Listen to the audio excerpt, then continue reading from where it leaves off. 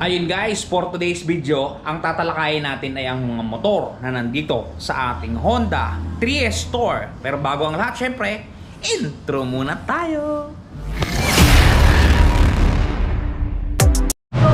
At yun na nga guys, good morning sa inyong lahat! For today's video, ang ating pag-uusapan ay ang budget-friendly motorcycle. Yan, kung mapapansin ninyo na nasa screen natin ngayon, ang ating Honda Beat standard version guys ha. Yung napakaganda at napakalupit na motor. Updated yan guys, yan yung updated unit natin ngayon. Yan, kung mapapansin ninyo. Okay guys, pag-usapan muna natin ang kanyang suggested retail price. Honda Beat STD, 70,900. SRP niya ha, 70,900. Pag ikakash nyo, pwede. Pag hulugan, mas pwede. Pag ikakash nyo, magdadagdag lang kayo ng registration fee which is 2,800 pesos. 3 years na ang effectivity nito guys. Huwag kayong mag-aalala. 3 years na yon, buhay na buhay. Guys, yung ating mga shoutout nga pala nasa bandang dulo ng ating video ha. Doon sa mga nagpa-shoutout, abangan nyo, nasa dulo. Okay. Pag-usapan natin ang kanyang minimum down payment. Minimum down payment ng ating motor na ito ay 10% which is 7,090 pesos ang minimum down payment. Ang 1 year niya, 7,598. 2 years, 4,473. At 3 years ay 3,672. 3,672, i-divide nyo sa 30 days, magtatago lang kayo araw-araw ng 122 pesos per day. Buhay na guys. Okay, dumako naman tayo sa magdadaw ng 10,000 pesos. 10,000. 1 year, 7,285. 2 years, 4,279. At 3 years, 3,515. Na pagka araw-araw kayo mag-iimpok, magtatago kayo ng 117 pesos per day. Okay guys? Guys, yung mga sinasambit kong mga monthly is rebated na ha. Baka magtanong pa kayo, rebated na to.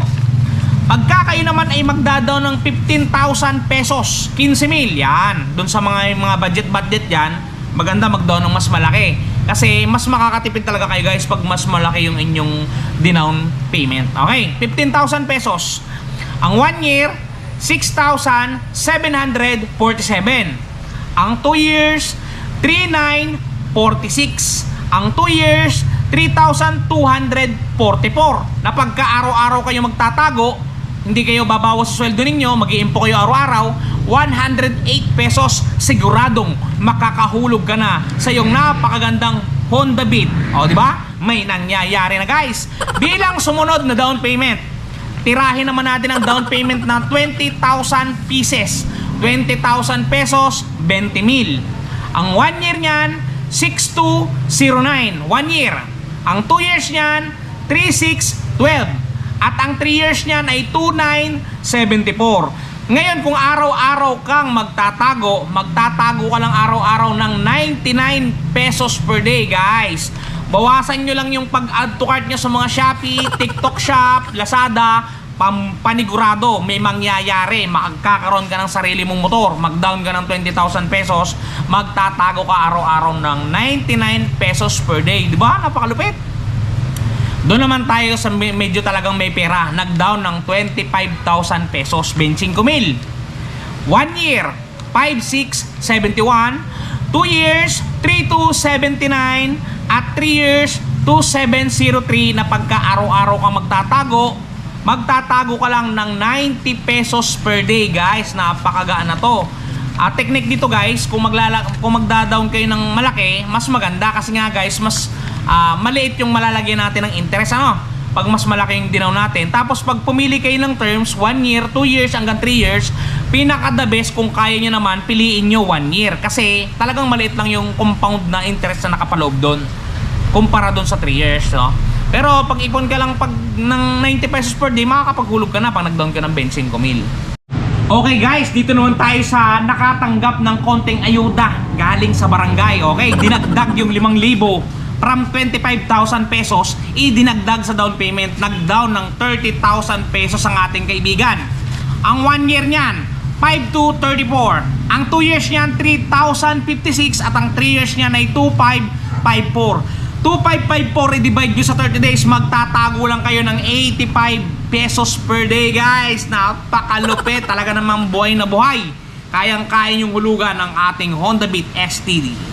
Okay guys, doon naman sa mga nagre-request ng kalahating down payment, hindi ko pwedeng isagad guys sa kalahati.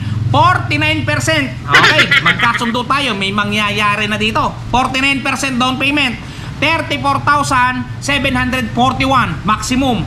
1 year, 4,714. 2 years, 2,729. At 3 years, 2,285. Na pagka i-divide ninyo sa 30 days, magtatago lang kayo ng 76 pesos per day. May mangyayari na sa paghuhulog natin at hindi marerepo ang ating mga units na kukunin sa Premium Bikes Corporation. Guys, kung ako sa inyo, sa Premium Bikes Corporation na kayo kumuha kasi higit sa lahat, guwapo at mababait ang empleyado. Okay guys, dako tayo sa shoutout dun sa ating mga katropa. Guys, itong mga shoutout na to, nakukuha ko lang to dun sa mga previous upload natin. For example, ito, in-upload ko to, magbabasa ako ng comment ngayon. Ngayon kung sino ang nagpapa-shoutout doon, siya lang yung maisasama natin sa shoutout. Kasi pagka minsan guys, sobrang busy na, hindi ko na mabalikan yung mga previous videos natin. Kaya ako sa inyo, kung magpapa-shout man kayo, kung gusto niyo magpa-shoutout, comment kayo sa video na to ngayon para sa susunod na upload, may isasama ko kayo. Okay guys? Okay, kay Sir Janjan de la Cruz. Ay, Janjan Cruz pala, sorry. Janjan Cruz, shoutout sa iyo. Mag-iingat ka palagi at palagi kang magpakasaya. Yan ang mahalaga. Peace boom. Kay Sir Tantani Kako. Kakaiba bigkasin sir, kaya first time ko eh. Tantani Kako, yes, yan.